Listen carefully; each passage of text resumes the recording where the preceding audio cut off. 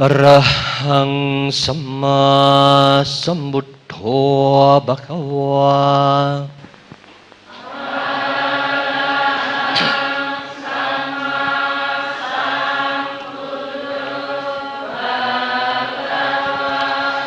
Buddhang Bhagavantang Abhivademi.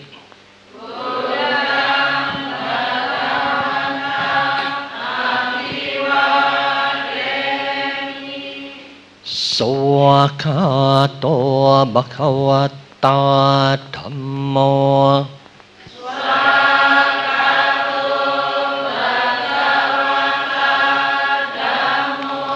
Dhammang Namasami.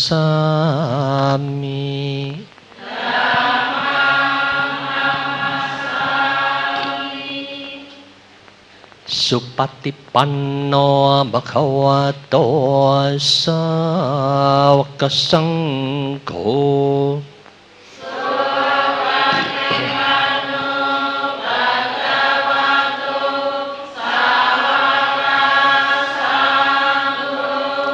Sanghang Namami.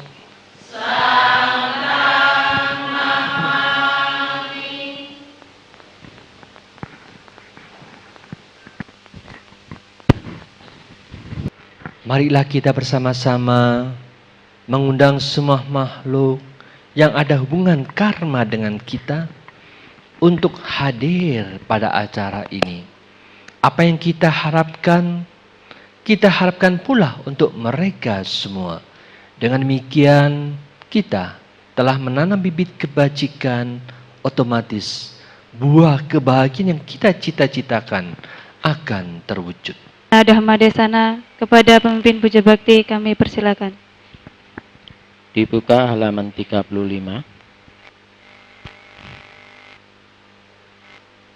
Rama Sadoka Dipa Sa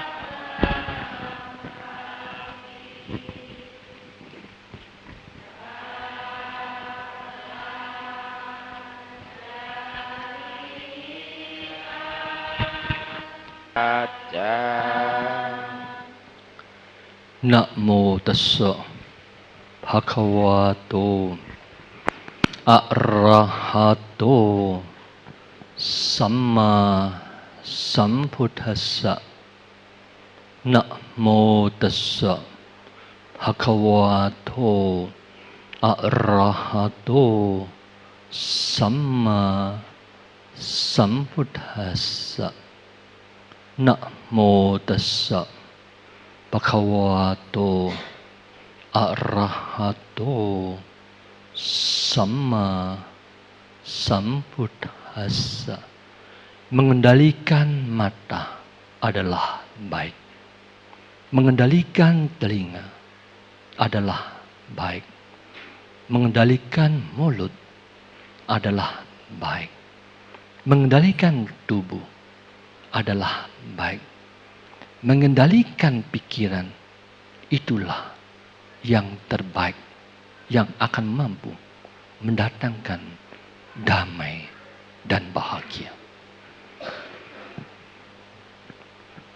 Pada pagi hari ini kita bersama-sama memperingati hari Asada yang 2598 yang lalu Sang Buddha membabarkan Dhamma berkenaan dengan 4 kesunyataan. Di dalam 4 kesunyataan itu bukan satu ajaran yang rendah, tetapi ajaran yang sangat-sangat dalam. Bukan sesuatu yang hanya berlaku zaman dulu. Sampai sekarang pun ajaran ini masih relevan. Bahkan sampai kiamat dunia kita masih relevan. Bahkan sampai dunia ini hancur lebur, muncul dunia yang baru. Apa yang Sang Buddha ajarkan itu sangat-sangat penting. Maka dari itu disinilah yang ditegaskan. Kita semua makhluk yang ingin bahagia. Tetapi kebanyakan kebahagiaan yang dicari itu kebahagiaan yang salah. Maka dari itu kita sebagai manusia ini haruslah memahami apa itu arti daripada kebahagiaan yang sesungguhnya. Siapapun yang bisa bahagia kalau mereka mampu mengendalikan keenam indera itu dengan sebaik-baiknya, itu akan merupakan jaminan pembawa kebahagiaan kita. Tetapi dalam kenyataan lebih banyak manusia tidak bahagia. Tetapi mereka ingin mendapatkan kebahagiaan dan akhirnya cara yang dijalankan itu banyak yang salah. Banyak mereka yang dahulunya ketika masih single, mereka hidup bekerja, mendapatkan gaji, tidak pernah melakukan kesalahan. Tetapi ketika nafsu keinginan sudah muncul, ingin mendapatkan pasangan hidup, akhirnya dia kawin. Dia membutuhkan biaya untuk biaya kawin, utang sama toko. Sesudah itu dia mendapatkan utang, bayar, cicil sedikit demi sedikit. Tidak lama lagi mengandung, dia butuh biaya untuk berobat ke rumah sakit istrinya. Demikian juga butuh, makin lama makin banyak kebutuhannya. Tetapi gajinya tidak seimbang dengan pengeluarannya. Inilah yang menyebabkan banyak orang yang curang di dalam melakukan tugasnya. Hanya banyak uang dari toko ini diambil, sana diambil, curang terjadi. Karena kecurangan itulah ketahuan, sudah tidak ada ampunnya, mereka dikeluarkan. Inilah yang menyebabkan dia tidak mampu mengendalikan nafsu keinginannya, menyebabkan mereka melakukan seperti itu.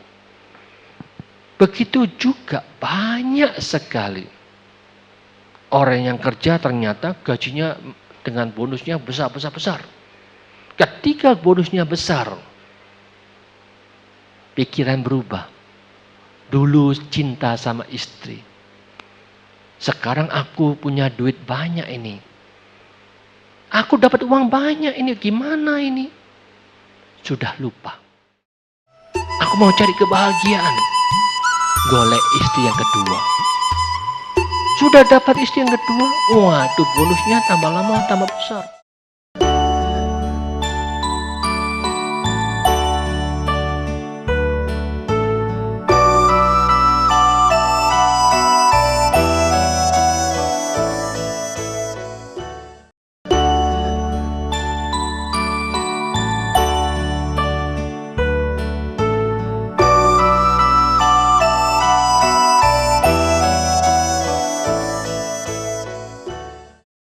Jadi kita tidak usah percaya yang macam-macam, percaya akan pengalaman kita yang realita yang pernah kita alami. Apapun yang membuat menderita, kita harus berani dengan tegas. Dia muncul, ada satu sebab yang memunculkan itu, tetapi kita tidak bisa memotong dan membuang dalam pikiran kita. Kita lengket di dalam memori kita, dipikir berulang-ulang. Inilah pikiran dalam permainan memori kita membentuk bentuk-bentuk pikiran berkali-kali, dibentuk berkali-kali. Beginilah, berulang-ulang ini yang membuat kita menderita. Yang dahulu jangan dipikirkan, stop, buang. Karena itu hanya permainan memori kita. Demikian juga Yang akan datang belum datang, itu yang membuat kita takut dan khawatir. Kalau kita pikirkan waktu yang akan datang itu bukan kenyataan. Itu adalah keinginan kita. Aku besok mau begini, nanti mau begitu, nanti kalau sudah gede mau demikian. Jadi itulah yang namanya bentuk-bentuk pikiran, mau seperti ini. Jadi sesudah kita memahami ternyata memori bentuk-bentuk kita yang memikirkan yang dahulu, keterikatan membuat kita menderita. Oh, ternyata memori kita, sanya ini juga menyebabkan kita menderita. Kita memikirkan yang akan datang, rencanakan ini dan itu. Ternyata kita juga khawatir dan takut. Khawatir dan takut, inilah bentuk-bentuk pikiran. Tetapi memori itu dia muncul, ada dan lenyap lagi. Muncul, ada dan lenyap lagi. Sama. Bentuk-bentuk pikiran juga sama. Muncul, ada, lenyap. Muncul, ada, lenyap. Perasaan. Kita ingin yang menyenangkan. Kita ingin bahagia. Semua perasaan juga sama. Dia hanya muncul, ada, dan lenyap. Muncul, ada, dan lenyap. Jadi inilah yang dikatakan oleh Sang Buddha. Marilah kita dengan sadar. Penuh kesadaran. Baik itu perasaan. Ternyata dia itu berubah. Tidak pernah ada yang kekal. Berubah terus setiap saat. Begitu pula ingat memori kita. Ingatan kita. Ternyata dia itu bukan milik kita juga. Dia berubah saja. Dengan demikian siapapun yang mengerti baik perasaan, baik bentuk-bentuk pikiran, baik memori kita. Sang Buddha sudah tegaskan. Itu anicca. Itu tidak kekal. Apapun yang tidak kekal ternyata kita tidak mampu memanage ketidakkekalan itu yang akan menyebabkan masalah, problem untuk kita. Itulah yang membuat kita menderita. Aku ingin mendapatkan perasaan yang seperti ini. Aku ingin mengingat yang seperti ini. Aku ingin memikirkan yang seperti ini. Pikiran yang mempunyai konsep aku dan aku. Itulah yang dikatakan kita masih ada konsep aku demikian, aku dicela, aku difitnah, aku direndahkan, aku dikalahkan. Barang siapa yang masih memiliki pikiran-pikiran seperti itu, penderitaanlah yang akan mengikuti kita. Tetapi kalau kita analisa, bentuk-bentuk pikiran ternyata tidak ada aku di sana. Mereka itu bagikan listrik muncul, lenyap, hilang. Muncul, ada, lenyap, hilang. Terus begitu. Jadi dengan demikian tidak ada yang dikatakan ini milikku. Pikiran bukan milikku. Perasaan juga bukan milikku. Memori bukan milikku.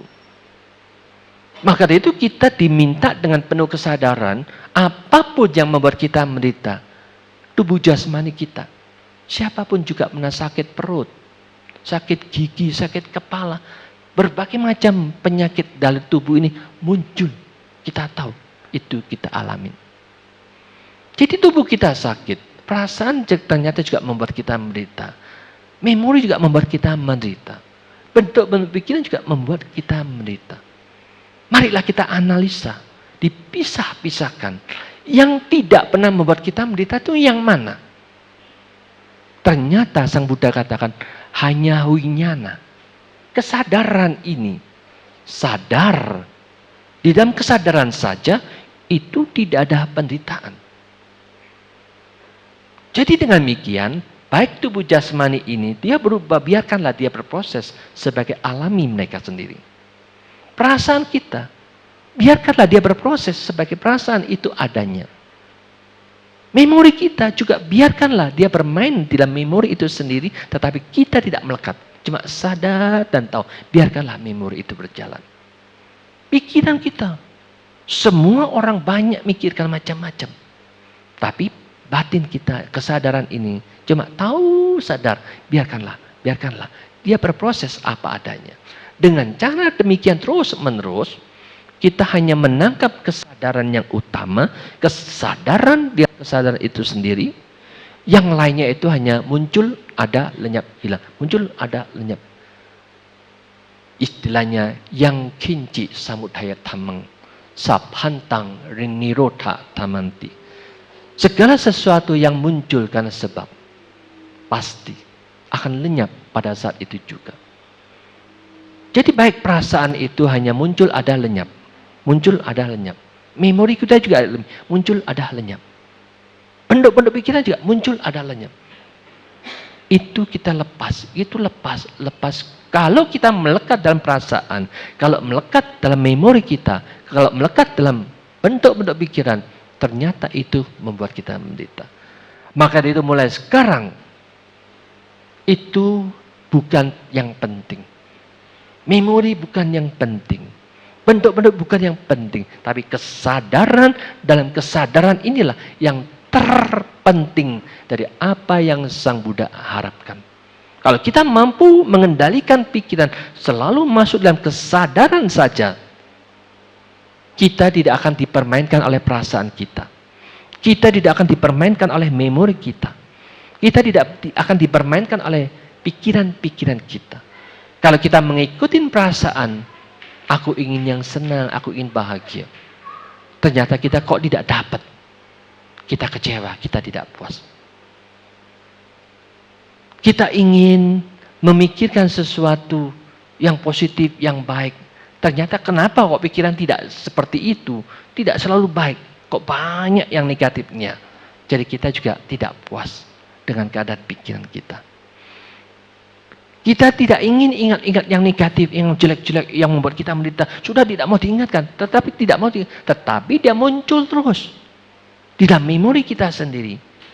Maka itu kita sendiri harus memahami ternyata memori yang lampau itu tidak bisa kita hilangkan. Kita mau hilang tidak bisa. Maka dari itu kita sekarang jangan terlalu menuntut untuk menghilangkan memori yang lampau. Biarkanlah dia muncul, tapi kita jangan tergoda. Sadar saja. Yang lampau biarkanlah. Dia main sebagai apa adanya. Perasaan yang muncul, biarkanlah.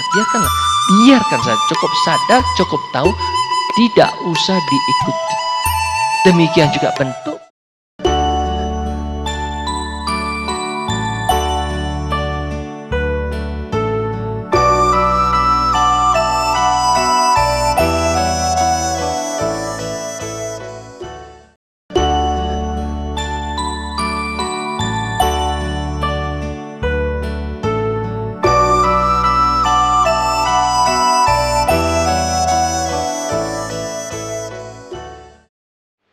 Perasaan yang muncul, biarkanlah.